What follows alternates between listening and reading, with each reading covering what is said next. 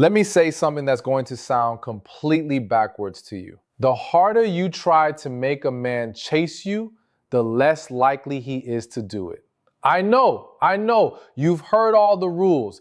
Play hard to get, don't text first, make him work for your attention. And you've probably tried some version of that, right?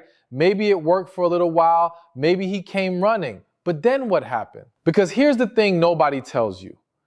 Getting a man to chase you and getting a man to stay are two completely different games. And most women are playing the wrong one.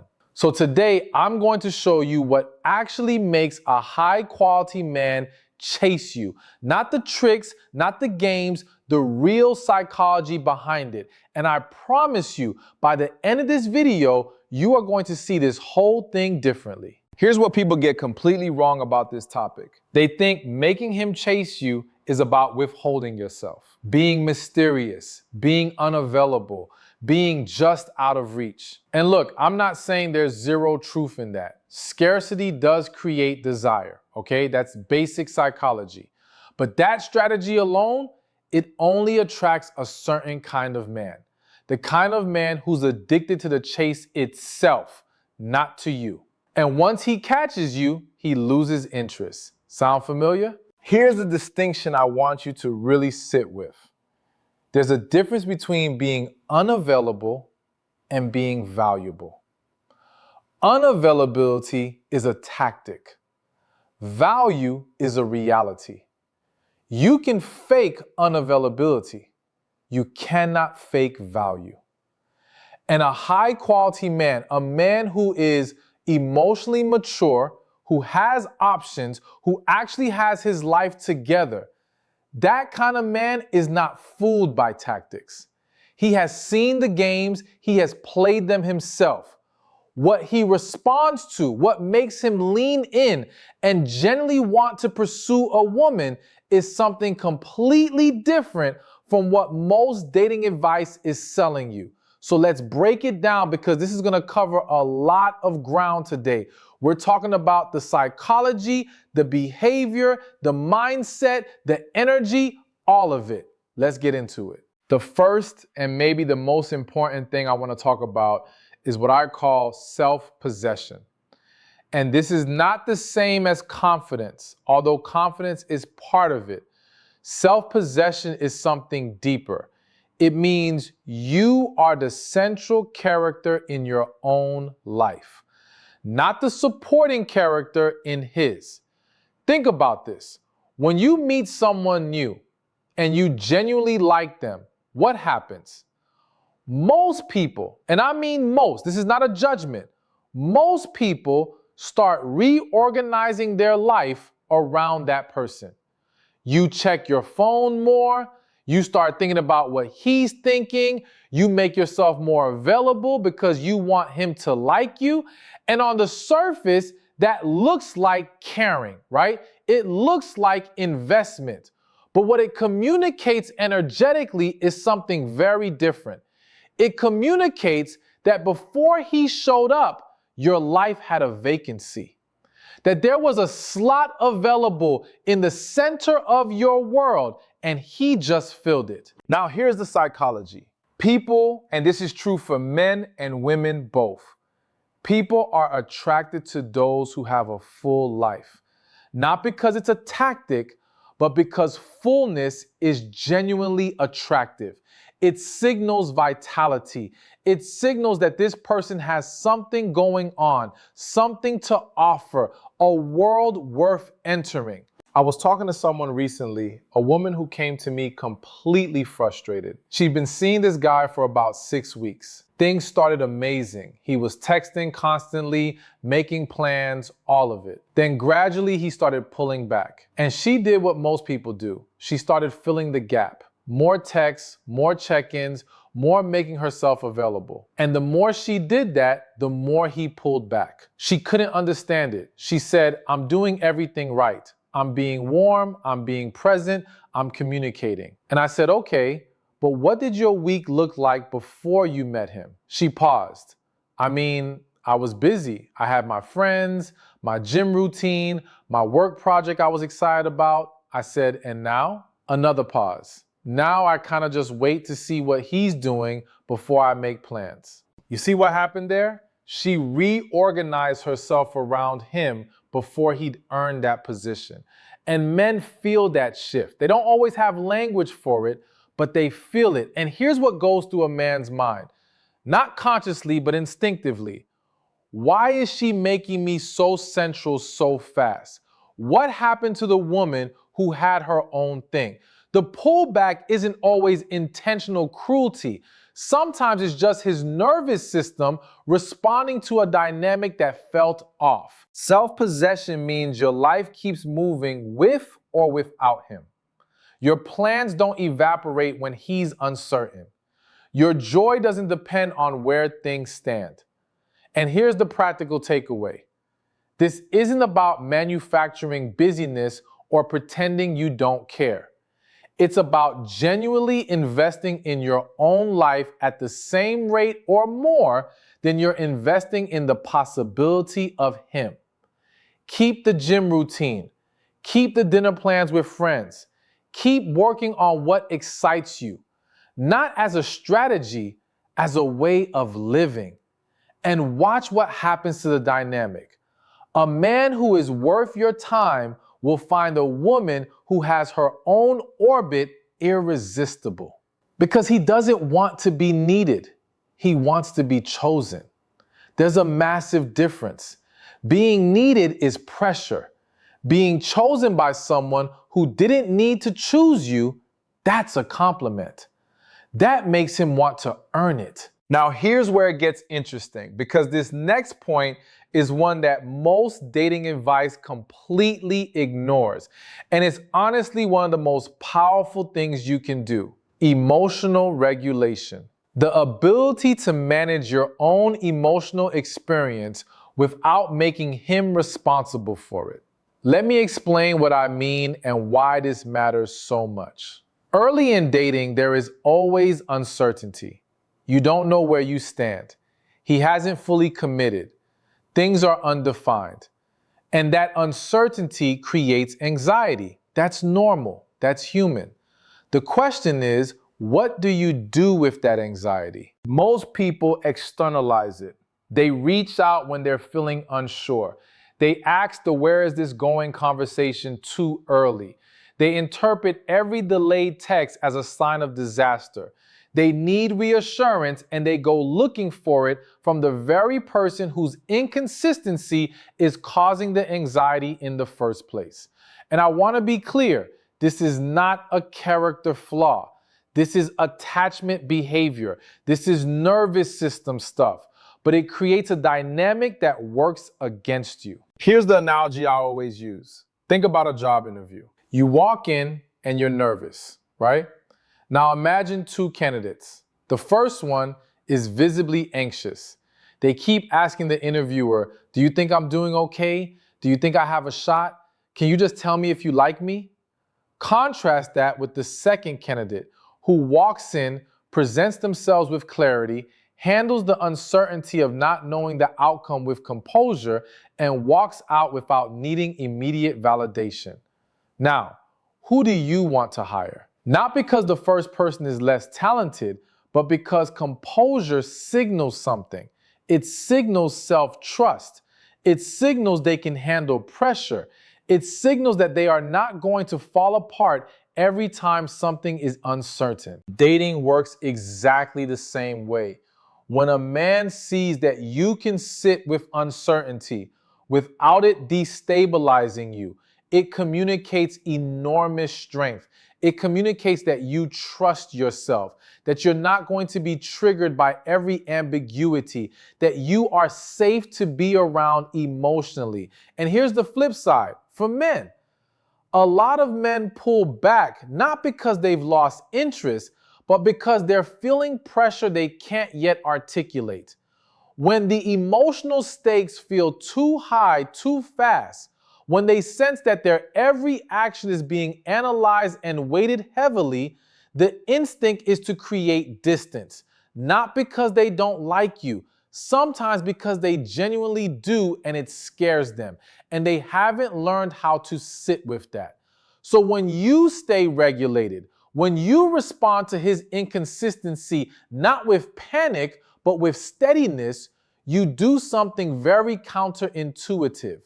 You make it safer for him to come closer because he doesn't feel like he's going to break something. The practical takeaway here is this: build a life where you have multiple sources of emotional nourishment. Friends, creative outlets, physical movement, work that challenges you. When you have those things, a man's inconsistency doesn't land like a catastrophe. It's just information. And you can deal with information calmly. You can respond instead of react. And that composure, that is magnetic. I'm telling you. All right, now let's talk about something that doesn't get nearly enough attention: the art of receiving. And this might sound simple, but it is profoundly misunderstood. Here's what I see all the time.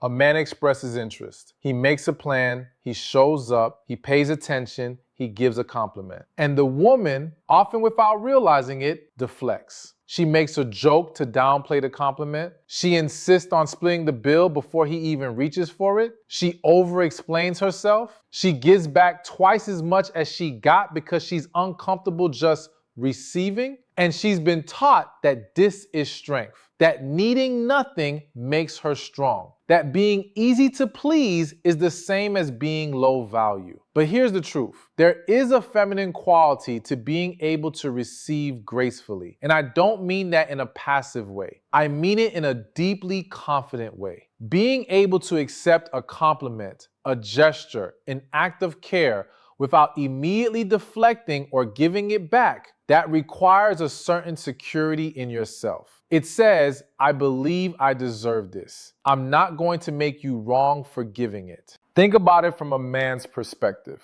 And I want you to really sit with this. A man who is putting in effort, who is planning dates, paying attention, showing up, he needs to feel like that effort is landing, like it matters, like it's being received. When a woman is constantly deflecting or over-giving in return, it creates a disconnect. He starts to feel like his gestures don't quite reach her, like there's glass between them. And effort without feedback eventually stops coming. I was talking to a guy once, sharp guy, really emotionally aware, and he said something I've never forgotten. He said, I stopped pursuing women who couldn't let me show up for them because I'd planned something thoughtful and she'd immediately feel like she owed me, or she'd make a joke about it and I could feel her discomfort, and it made me feel like my affection was a burden. That's exhausting. Now, the flip side. This does not mean becoming passive. This does not mean letting men walk all over you under the banner of receiving. There's a difference between receiving genuine care and tolerating bad behavior. We're talking about something specific here: the ability to accept genuine positive attention without shrinking from it or neutralizing it. The practical takeaway is this: practice receiving. When someone gives you a genuine compliment, don't deflect. Just say thank you. That means a lot. Full stop. When he plans something for you, let yourself enjoy it fully rather than immediately calculating what you owe him. When he shows up in a real way, let him see that it landed.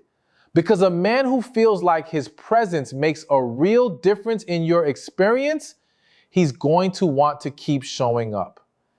That is how you naturally make someone want to give more. This is one of the most nuanced things I want to cover, so stay with me on this one. There is a critical difference between having standards and issuing ultimatums. And most women, through no fault of their own, because this is rarely explained clearly, confuse the two. Let me break this down.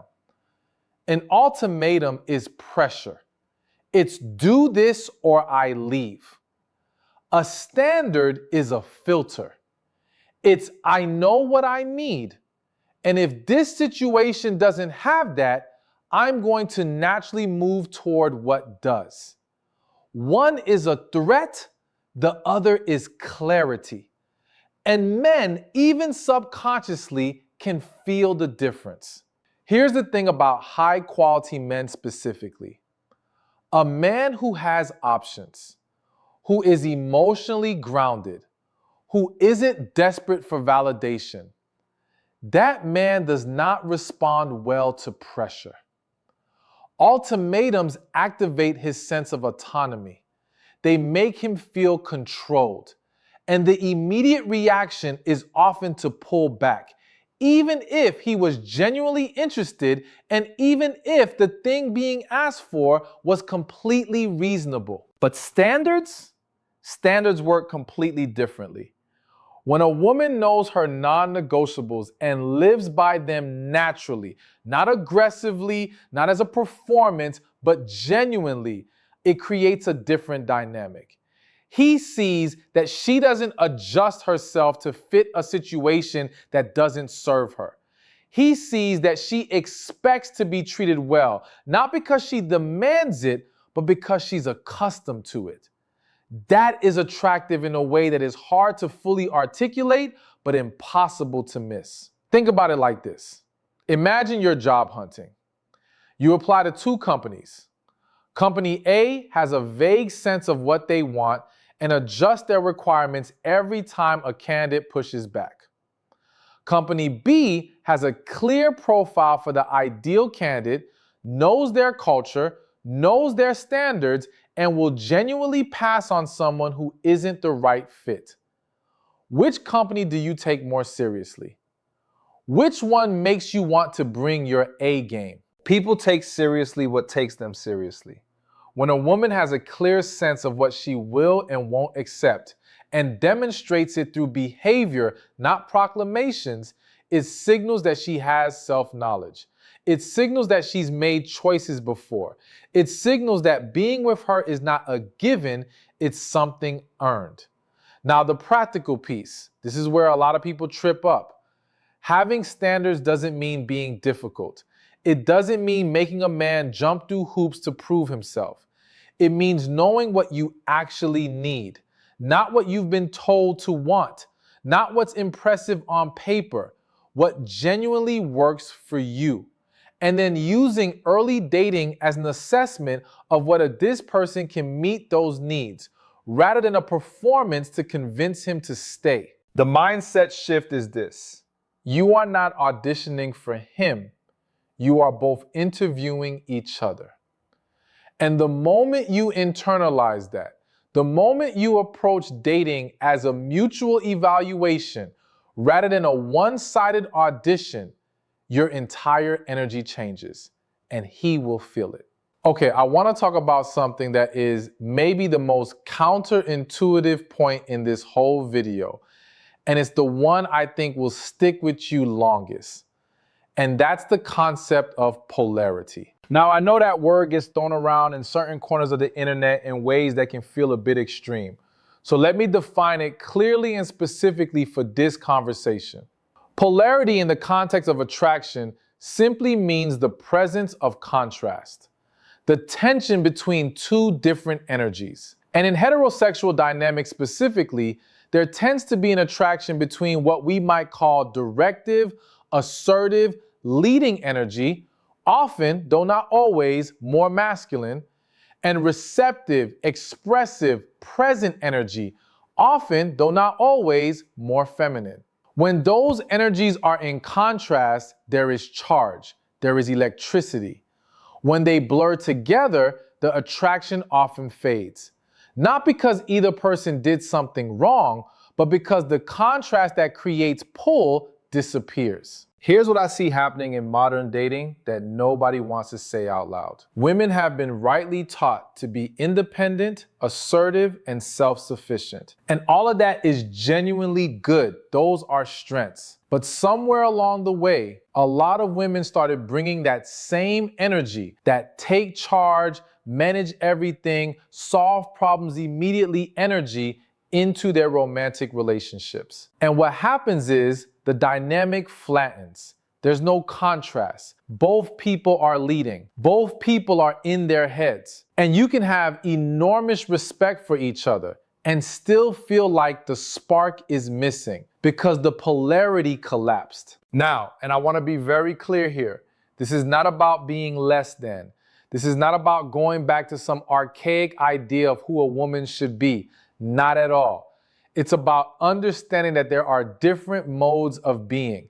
And the energy that makes you exceptional in a boardroom or managing a project is not necessarily the energy that creates romantic tension in a relationship. Think about it like magnets. Two north poles push each other away. Two south poles push each other away. But a north and a south, they pull together. The attraction is in the contrast. You can be an incredibly strong, capable woman and still consciously choose to be in your softer, more receptive energy with the man you're dating. Not because he can't handle your strength, but because that softness creates space for his energy to show up. And a man who feels like his presence, his direction, his decisiveness actually matters, that man is going to pursue because the pursuit feels meaningful, because there's somewhere to land. And here's the counterintuitive insight I promised you.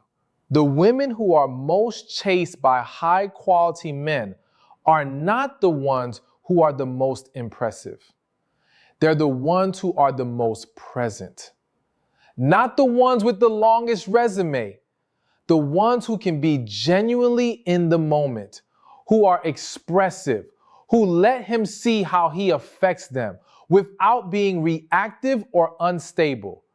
That combination of groundedness and openness is extraordinarily rare and extraordinarily attractive. I had a client, brilliant woman, ran her own business, genuinely had it all together, who came to me completely puzzled. She said, "I'm the kind of woman who has everything going for her. Why don't men pursue me?" And after talking for a while, I realized what was happening. In every interaction, she was solving. She was analyzing. She was managing the situation. She was never just there, never just enjoying the moment, never letting him feel like he was having an impact on her. She was so protected, so efficiently self-contained that there was no space for a man to show up as anything other than a consultant. And that's not a romantic dynamic. That's a business meeting. The practical takeaway: practice presence over performance. Let yourself be affected by things. Let moments land. Let him see your delight when something he does works. Let your softness be a real thing, not something you hide because you think it makes you look weak. Softness is not weakness. Softness is access. And a man who feels like he has genuine access to you, who feels like his presence actually does something to you, that man is going to come back again and again because you've given him something no amount of strategy can manufacture. You've made him feel like he matters. Here's something most people get backwards. They spend enormous energy on being interesting, looking interesting, seeming interesting, performing a version of themselves that they think will fascinate him. And look, it's understandable. You want him to be captivated. You want to stand out. But here's the psychology twist. People are far more attracted to those who are genuinely interested in them than to those who are simply interesting. This is one of the most consistent findings in social psychology, and it absolutely applies to early attraction and to sustaining chase behavior in men. When you are genuinely curious about a person, when you ask real questions and actually listen to the answers, when you notice details he mentioned 3 conversations ago and bring them up now, when you engage with what he's saying rather than waiting for your turn to impress, you create something rare. You create the feeling of being truly seen. And that feeling is incredibly bonding. Think about it like this. You know that feeling when you meet someone at a party and they just seem deeply engaged with everything you say? They're leaning in, they're responding, they're asking follow-up questions that prove they were actually listening. And then think about someone else at the same party who is clearly fascinating. Impressive resume, great stories, clearly successful, but they're performing. They're waiting to be admired. Which one do you think about on the drive home? The person who saw you. Men are no different. A man who feels genuinely seen, genuinely heard, genuinely interesting to you, not because you're strategically flattering him, but because you're authentically engaged, that man is going to want to be around you again, because real attention is rare.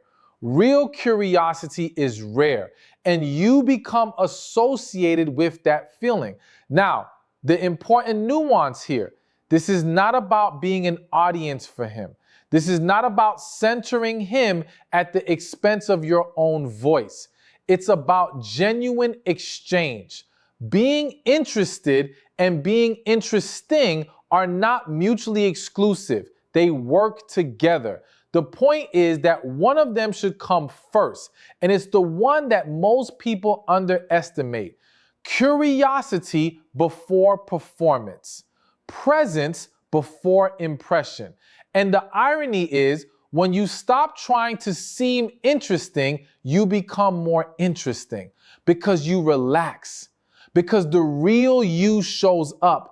And the real you is always more compelling than the curated version. Let's talk about something that might feel a little uncomfortable to sit with because it challenges a very common instinct. I call it the principle of comfortable absence. And what this means is this: how you handle the times you're not together is one of the most powerful things shaping how he feels about you when you are. Here's what most people do.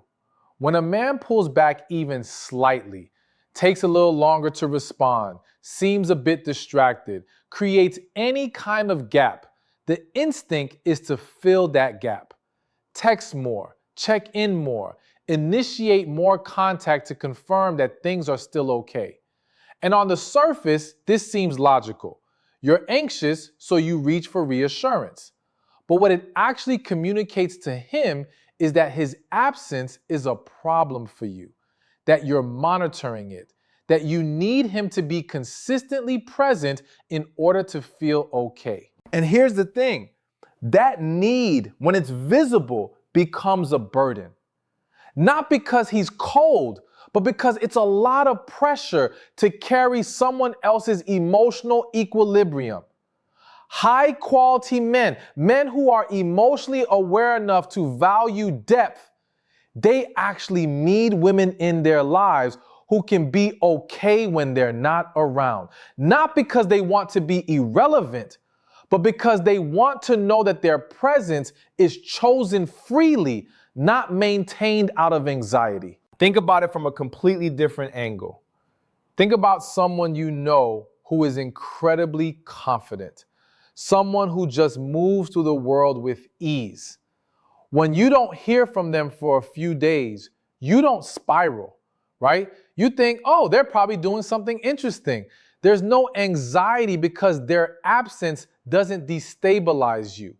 They've built a certain presence in your mind that is stable and positive. Now think about someone in your life who is anxious, clingy, who follows up constantly. When they're quiet for a day, you don't think they must be out living their best life. You feel that absence differently. Your goal is to be the first kind of person in his mind. Someone whose absence is comfortable because her presence has been so consistently grounded and positive. Someone he doesn't worry about because she's clearly fine. Someone whose quietness is intriguing rather than alarming. The practical mindset shift. Stop filling silence with noise. Let there be some space in the dynamic. Don't interpret every quiet period as rejection.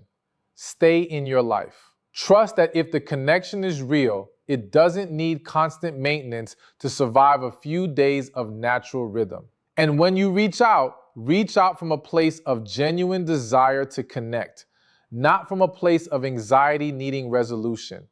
He will feel the difference. I promise you.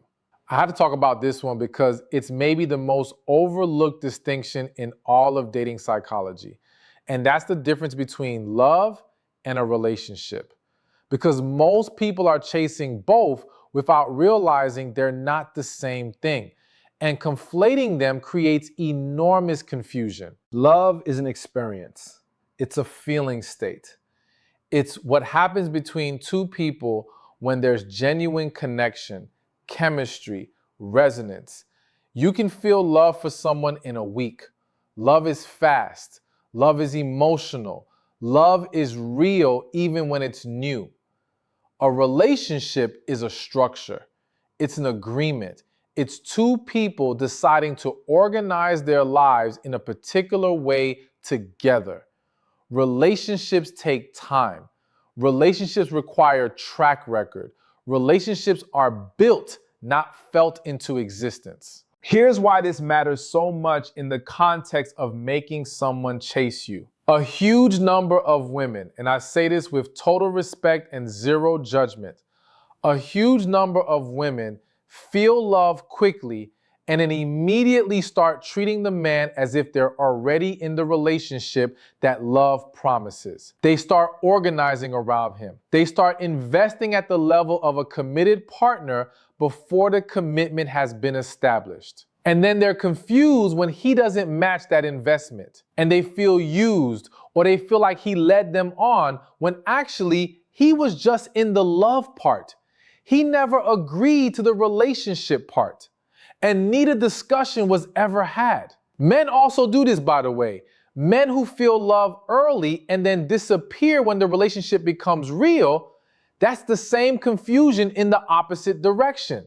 Feeling love feels like the destination, but it's actually just the beginning. What does this mean practically? It means you can acknowledge the feeling. Love is a real and valid experience without fast-tracking the structure. You can be warm, you can be genuine, you can be present, and also take your time seeing if this person's behavior, consistency, and character actually warrant building a life with them. That's not withholding, that's wisdom. And a man who senses that you understand this distinction, that you're not mistaking chemistry for commitment, that you require more than feelings before you reorganize your life around someone, he will respect you more. And respecting you more makes him want to earn more. I want to say this very clearly because I think the framing of making him chase you can lead some people astray if they take it too literally. The goal is not to be chased. The goal is to build something real with a person who is genuinely right for you. The chase is a byproduct. It's what happens when you show up as a complete, grounded, genuinely interesting person who has standards and knows how to receive love without deflecting it. When you do all of that, men don't chase you because you trick them. They chase you because they recognize something rare and they don't want to lose access to it. The women I know and the women I've worked with who consistently attract high quality men and build real relationships that last, they're not playing chess. They're not running plays. They are genuinely good at being themselves. They've done the work to know who they are, what they need, what they bring to the table. And they move through dating from that grounded place, and men feel it immediately. So the real question isn't, how do I make him chase me? The real question is, who do I need to become to naturally be someone worth chasing? And that's an inside job. That's the real work. Let me bring all of this together for you because there are a lot of pieces here and I want you to walk away with something clear and usable. Making a high quality man genuinely pursue you is not about tactics. It's not about being unavailable or playing games or making yourself artificially scarce. Those things might create short-term interest. They don't create lasting pursuit from the kind of man you actually want. What creates genuine, sustained interest from a grounded, emotionally mature man is this: being a woman who is deeply invested in her own life, who can sit with uncertainty without it destabilizing her, who can receive care gracefully without deflecting or over-giving in return, who knows her standards and lives by them quietly without ultimatums, who understands polarity and can be present and open without losing herself, who is more curious about him than she is focused on impressing him, who can be comfortable in the space between interactions, who understands the difference between falling in love and building a relationship, and takes both seriously but doesn't confuse them. That is the full picture, and none of it requires manipulation. All of it requires self-knowledge. The women who are most pursued are the women who have done the internal work to know who they are and to actually like her. Because when you like yourself, you stop accepting less than you deserve. And when you stop accepting less than you deserve, you change what enters your life. So here's what I want you to take away from this. Not a checklist, not a set of rules to follow.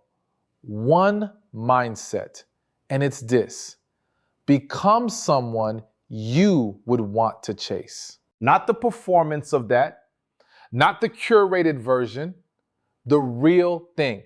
The woman who has a life she loves, who knows what she needs, who can be present and warm without losing herself, who moves through the world with enough self-trust that uncertainty doesn't shatter her. That woman, she doesn't wonder if men will chase her. She has a completely different problem. She has to figure out which ones are actually worth her time. And I want you to sit with that question this week. Not how do I make him chase me, but what would I need to build or reclaim in my own life to feel genuinely complete right now with or without him?